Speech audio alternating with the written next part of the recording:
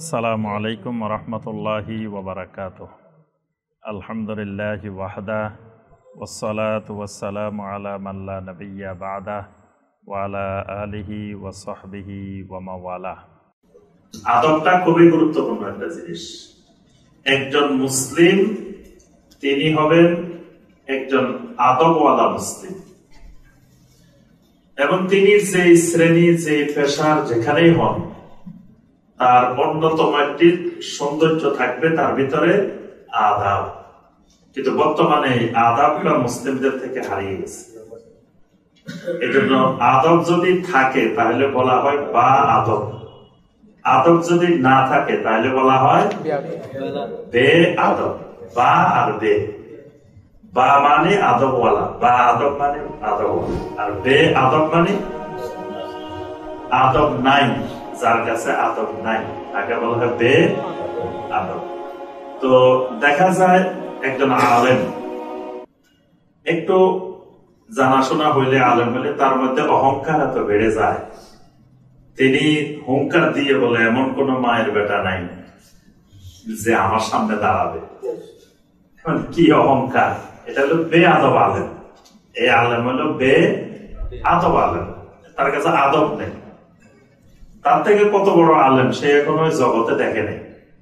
সে হয়তো বাংলাদেশ দেখছে, বাংলাদেশের মধ্যে দেখছে যে এর মতো আলেম নাই, কিন্তু তার থেকে কত বড় বড় আলেম মদিনাতে বসে রয়েছে, তার থেকে কত বড় বড় আলেম পৃথিবীর কত জায়গায় বসে রয়েছে। সে তো তাদের সাথে তার এখনো দেখাই হয়নি, সাক্ষাতে হয় নাই, তাদের সামনে এখনো বসে নাই। তো অর্থাৎ এই জাতীয় অহংকার, এটা বে আদবের লক্ষণ।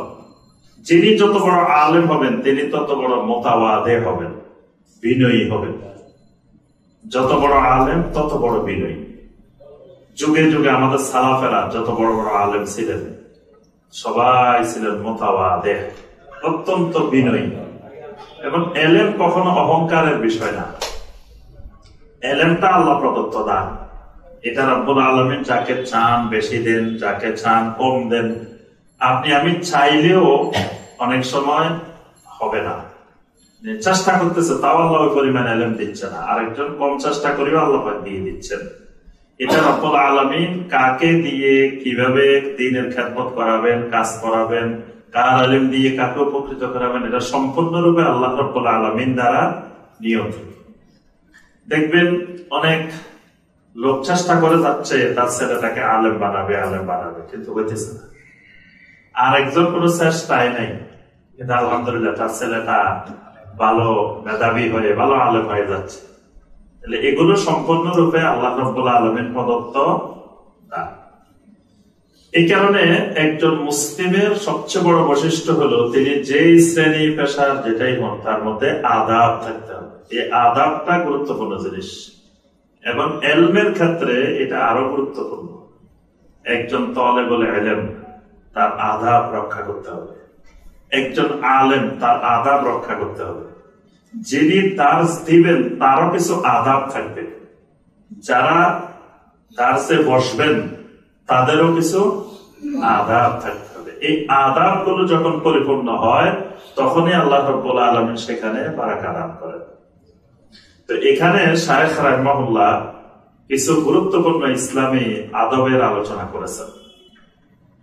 এই আদবগুলো, যে আদবগুলো সকল আম মুসলিম জনগোষ্ঠীর দরকার, তা আমরা শায়েখ রাহিমাহুল্লাহ এই আদাবগুলো, যে বিষয় আদাবগুলোকে অনেক আদাব, তিনি এখানে কয়েকটা গুরুত্বপূর্ণ আদাব নিয়ে এসেছেন দৈনন্দিন জীবনের জন্য। ইমাম বুখারী রাহিমাহুল্লাহ শুধু আদাবের উপরে একটা হাদিসের গ্রন্থ সংকলন করেছেন। গ্রন্থটার নাম আল আদাবুল মুফরাদ।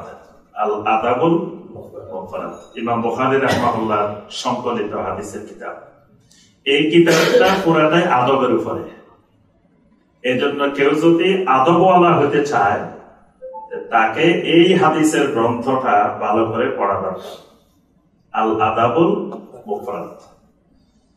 এখানে শায়েখ রাহিমাহুল্লাহ প্রথমে যে আদবটির কথা বলছেন সেটি হলো ওয়ামিনহা আসসালাম। শায়েখ রাহিমাহুল্লাহ বলেন যে আদাবুল ইসলামিয়া অনেক আছে, তার মধ্যে অন্যতম একটা আদব হলো আসসালাম। আজকে মুসলিমেরা সালাম দিতে চায় না। সালামের প্রচলন আস্তে আস্তে অনেক কমে গেছে, এবং কমে কমে আবার নিজের দলের মধ্যেও সালাম সীমাবদ্ধ হয়ে গেছে। দেখবেন রাস্তায় একজন মুসলিম দেখলে প্রথম দেখে তার টুপিটা কিরকম, আমার টুপির সাথে তার টুপির মিল আছে কিনা, আমারটা 3 কাটা তারটা 5 কাটা কিনা, বা তারটা 2 কাটা কিনা। একই ধরনের টুপি হইলে সালাম দিবে, মুসাফাও করবে, কথাও বলবে। আর যদি টুপির মিল না থাকে তাহলে সালাম দিবে না, সালাম দিলেও উত্তর দেওয়া যাবে না। কারণ আমার দলের না হলে তো শুধু মুসলমান না, আল্লাহর জমিনে মুসলমান থাকলে গেলে আমার দলের লোকেরাই আছে। মুসলিমদের দৃষ্টিভঙ্গি বর্তমানে এইরকম, পৃথিবীতে যদি মুসলিম থাকে তো আমার দলের যারা বা আমার পীরের মুরিদ যারা, আমাদের এই তরিকার যারা, এরাই শুধু পৃথিবীতে মুসলিম, এর বাইরে আর মুসলিম নাই। আমার নত্তা সরকার বাড়ি এলাকার এক মুসল্লি এক আলেমকে সালাম দেয়, রাস্তা দেখা হইলে। তো সালামের উত্তরে উনি বলে যে লা ইয়াজুজ, লা ইয়াজুজ। এখন ওই ভাই আসছে আমার কাছে যে ভাই এই জবাব তো জীবনে কোনোদিন শুনি নাই। আমি ওনাকে সালাম দিই আসসালামু আলাইকুম, আর উনি উত্তর দেয় লা ইয়াজুজ। এটা কি জিনিস? পরে বুঝতে পারলাম, মানে উনি বুঝাইতে চাচ্ছে তোমার সালামের জবাব নেওয়া আমার জন্য জায়েজ নাই। মানে তুমি তো সালাম দিছো আমাকে, কিন্তু তোমার এই সালামের জবাব নেওয়া আমার জন্য জায়েজ নাই। তাহলে দেখেন মুসলিমদের সালামের অবস্থা কোন পর্যায়ে গিয়ে পড়ছে। অথচ নবী সাল্লাল্লাহু আলাইহি ওয়াসাল্লামকে জিজ্ঞাসা করা হলো আইয়ুল ইসলাম খায়র, ইসলামের মধ্যে কোন জিনিসটি উত্তম কল্যাণকর। নবী সাল্লাল্লাহু আলাইহি ওয়াসাল্লাম তাকে 2টা জিনিসের কথা বললেন সাহাবীকে। একটা হলো তুতির মুতআম, তুমি মানুষকে খাওয়াবে। আরেকটা হলো ওয়া তুকরিউস সালাম আলা মান আরাফতা ওয়া মান লাম তা'রিফ, তুমি যাকে চিনো আর যাকে না চিনো সবাইকে তুমি সালাম দিবে। এটা ইসলামের একটা সৌন্দর্য, ইসলামের একটা আদাব। অথচ মুসলিম এখন দেখে দেখে, চেহারা দেখে দেখে সালাম দেয়, এবং এটা কিয়ামতের একটা আলামত। কিয়ামতের যে ছোট ছোট আলামত গুলো আছে তার মধ্যে একটা আছে, নবী সাল্লাল্লাহু আলাইহি ওয়াসাল্লাম বলেছেন সালামের প্রচলন কমে যাবে এবং নিজেদের মধ্যে সীমাবদ্ধ হয়ে যাবে সালামটা। মানে নিজের দলের, নিজের গ্রুপে, নিজের ছাড়া আর কাউকে সালাম দিবে না। আবার দেখবেন অনেকে মুখে দিয়ে আসসালামু আলাইকুম বের হয় না, আগেই ঠিক করে রেখেছে ওয়া আলাইকুম আসসালাম বের করবে। মানে সে কাউকে সালাম দিবে না, সে শুধু সালামের জবাব নিবে, জবাবের জন্য রেডি। আমি দেখছি অনেককে মোবাইলে, ধরেন আমার সাথে ফোন দিছে, আমি মাত্র রিসিভ করছি, এখনো আসসালামু আলাইকুম বলি নেই, তার আগে উনি বলতেছে ওয়া আলাইকুম আসসালাম। অর্থাৎ উনি ক্যাসেট আগে ঠিক করে রাখছে যে ওনার শুধু বের হবে ওয়া আলাইকুম আসসালাম, আসসালামু আলাইকুম বের হবে না। অনেক মানুষ আছে দেখবেন যে, বিশেষ করে অনেক মুরব্বী আছেন যে ওনারা মনে করে যে আমি মুরব্বী বলেন, আমাকে সবাই সালাম দিবে, কিন্তু আমি দিতে লাগবে, আমি শুধু জবাব দেওয়ার জন্য রেডি। তারপরে অনেক ইমাম সাহেব, আলেম ওলামা দেখবেন যে মুখে দিয়ে সালাম বের হয় না, কাউকে আসসালামু আলাইকুম বলেন, উনি রেডি আছে খালি ওয়া আলাইকুম আসসালাম বলেন। মুসল্লিরা সালাম দিবে আর উনি খালি ওয়া আলাইকুম আসসালাম বলবে। অথচ নবী সাল্লাল্লাহু আলাইহি ওয়াসাল্লামের আদর্শ হলো, সুন্নাহ হলো আসসালামু আলাইকুম বলা। নবী সাল্লাল্লাহু আলাইহি ওয়াসাল্লাম স্ত্রীদেরকে আগে সালাম দিতেন, সন্তানদেরকে আগে সালাম দিতেন, সাহাবায়ে কেরামদেরকে আগে সালাম দিতেন। এটা হলো নবী সাল্লাল্লাহু আলাইহি ওয়াসাল্লামের আদর্শ। এটা এখন আমাদের হয়ে গেছে ব্যতিক্রম, উল্টা। আবার সালামের বিকৃতি দেখবেন অনেকে আছে সালাম বিকৃত ভাবে দেয়, সালাম আলাইকুম, মানে আসসালামু আলাইকুম যে সুন্দর করে সালামটা দিবে এটাও দেয় না। অনেকে সালাম আলাইকুম এরকম, আবার অনেক হাত তোলে, মানে বিভিন্ন ভঙ্গিতে বিভিন্ন ভাবে এই সালামটা দেওয়া হয়। এইভাবে সালামের বিকৃতি করাটাও গুনাহের কাজ। বরং এটা ইহুদিরা নবী সাল্লাল্লাহু আলাইহি ওয়াসাল্লামকে এভাবে বিকৃত করে সালাম দিত। সাহাবায়ে কেরাম বলতেন আসসালামু আলাইকুম, ইহুদিরা বলতো আসসালামু আলাইকুম। আসসালামু আলাইকুম মানে আপনার মৃত্যু হোক। নবী সাল্লাল্লাহু আলাইহি ওয়াসাল্লামকে মানে তারা মনে করতো নবী সাল্লাল্লাহু আলাইহি ওয়াসাল্লাম বুঝতেন যে আসসালামু আলাইকুম বলছে, কিন্তু তারা বলতো আসসালামু আলাইকুম।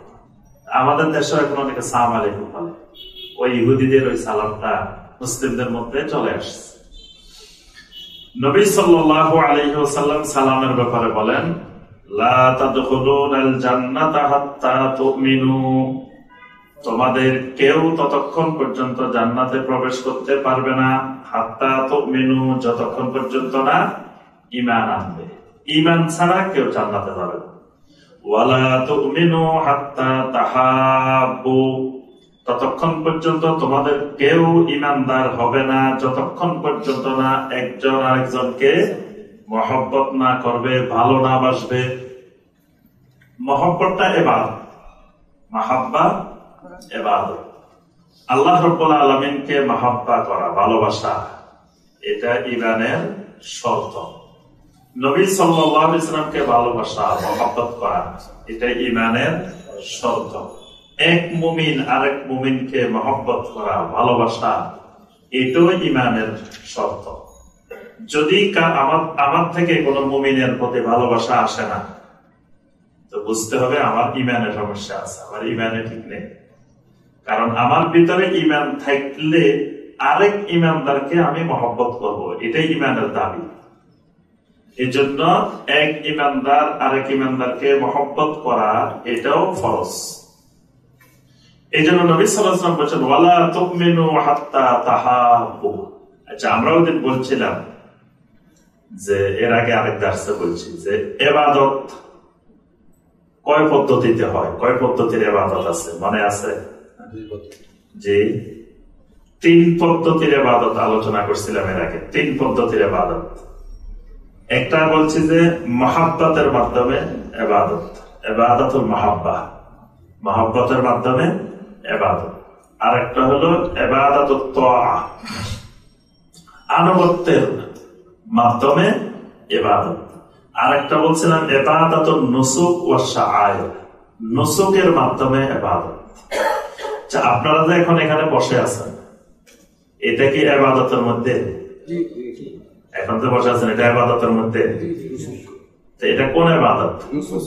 নুসুকি ইবাদত। আপনারা যদি ব্যাখ্যা করছিলাম যে এই ইবাদতের নাম নুসুকি ইবাদত।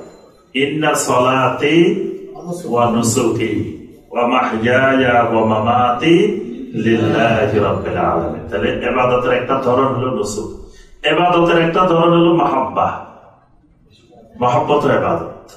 আপনি আমাকে মহব্বত করেন, কেন মহব্বত করেন? কিসের জন্য? আল্লাহর জন্য। এটা ইবাদত, এই মহব্বতটা ইবাদত। আপনি আরেকজন ঈমানদারকে মহব্বত করেন আল্লাহর জন্য, এটাও ইবাদত। এজন্য নবী সাল্লাল্লাহু আলাইহি ওয়াসাল্লাম বলেছেন, সালাসুম মান কুন্না ফীহি ওয়াজাদা বিহিন্না হালাওয়াতাল ঈমান। যে ব্যক্তির মধ্যে 3টা বৈশিষ্ট্য আছে, এই ব্যক্তি ঈমানের স্বাদ পাবে, ঈমানের মজা পাবে। 1 নম্বর, মান কানা আল্লাহু ওয়া রাসূলুহু আহাব্বা ইলাইহি মিম্মা সাওয়াহুমা। দুনিয়ার সবকিছুর চাইতে আল্লাহ এবং রাসূলকে বেশি মহব্বত করবে। 2 নম্বর, লা ইউহিব্বুল মারআ ইল্লা লিল্লাহ।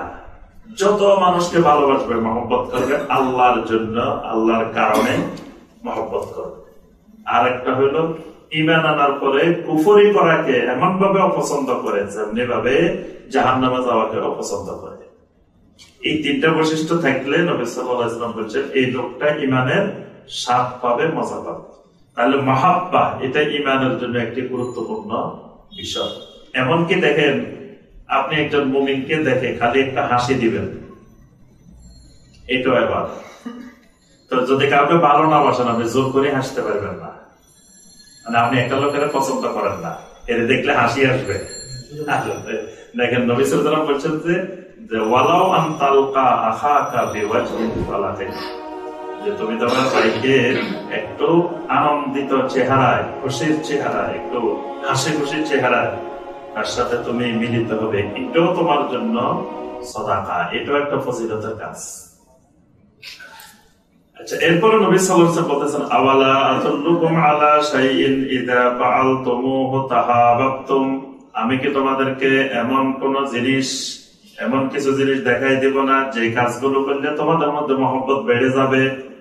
কারণ জান্নাতে যাইতে হলে মহব্বত লাগবে, তাহলে মহব্বত যত বাড়াইতে পারবো তত জান্নাতে যাওয়ার রাস্তা সহজ হবে। তো মহব্বত কেমনে বাড়বে আমি কি তোমাদেরকে দেখাই দিব? দেখাইতে নবী সাল্লাল্লাহু আলাইহি ওয়াসাল্লাম দেখাই দিলেন, আফশুস সালামা বাইনাকুম, তোমরা তোমাদের মধ্যে সালামের বেশি বেশি প্রচলন করো, সালামের প্রচার প্রসার করো, এর মাধ্যমে তোমাদের মহব্বত বেড়ে যাবে। আর মহব্বত বাড়লে ঈমান বেড়ে যাবে, ঈমান বাড়লে জান্নাতে যাওয়া সহজ হয়ে যাবে। সুবহানাল্লাহ। তাহলে 1 নম্বর গুরুত্বপূর্ণ আমাদের জন্য আদাব হলো সালাম। সালাম সবসময় নিজেই দিব। এক সাহাবী এসে বললেন, ইয়া রাসূলুল্লাহ সাল্লাল্লাহু আলাইহি ওয়াসাল্লাম, আমার হজ কবুল হয়েছে, এটা আমি বুঝবো কিভাবে? নবী সাল্লাল্লাহু আলাইহি ওয়াসাল্লাম বলছেন, 2টা আলামত দেখলে তোমার মধ্যে বুঝবা তোমার হজ কবুল হয়েছে। একটা আলামত হলো হজের পরে তোমার সালামের প্রচলন আগে থেকে বাড়ে গেছে। আগে তুমি যে পরিমাণ সালাম দিতে, হজের পরে বেশি বেশি সালাম দিতেছ। আর আগে যে পরিমাণ মানুষকে খাওয়াইতে, হজের পরে খাওয়ানোর পরিমাণ বেড়ে গেছে। তুমি খালি এখন মানুষকে পাইলে খাওয়াও, খাওয়ানো কিন্তু বিশাল ভালো, এবং দাওয়াতি কাজের জন্য খাওয়ানো খুব সহায়ক।